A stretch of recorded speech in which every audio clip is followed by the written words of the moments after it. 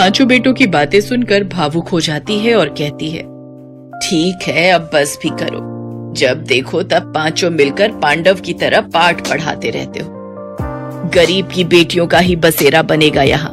खुश? सरोज अपने बेटों के ब्याह के लिए रिश्ते तलाशने लगती है।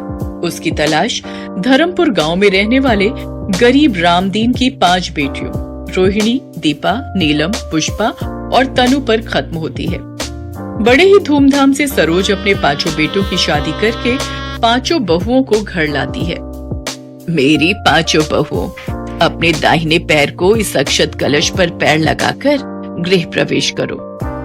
हम तो सोच रहे थे कि तुम इतनी अमीर हो तो जरूर बड़े घर की बेटी को बहू बनाओगी, मगर तुम्हारी 5 बहुएं तो बहुत गरीब हैं। लगता है इन बेचारियों का बाप बड़ा गरीब था, तभी तो कुछ भी दान दहेज ना दे सका।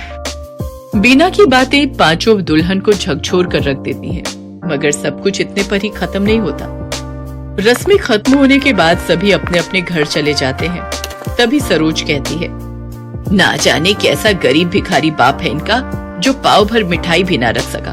तुम सब देखना, कल सुबह तक ये बीना पूरे गांव में ढिंढोरा पीट देगी कि मेरी बहुएं गरीब घर से है। सरोज की बातें सुनकर उसके बेटे कहते हैं, माँ, अभी हम 5 की पत्नी को आए हुए पल भर भी नहीं हुआ और आपने अभी से ही इनको ताने देना शुरू कर दिया।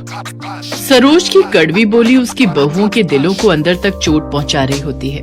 देखते ही देखते सप्ताह पर सप्ताह, महीने भी बीत जाते हैं। एक शाम बीना सरोज के पास आती है। अरे ओ सरोज, गजब हो गया, तुम तो बर्बाद हो गई। ऐसा भी क्या हो गया जो तेरी सांसें ऊपर नीचे हो रही हैं? ठीक से बता, जल्दी क्या हुआ? तेरे कपड़े के कारखाने में गंभीर आग लग गई है। तेरे 5 बेटे कर्मचारी सहित ढेर हो गए। ये सुनकर सरोज कारखाने की ओर दौड़ती है, जहाँ सब कुछ धू धू करके जल रहा होता है। अपने बेटों के जल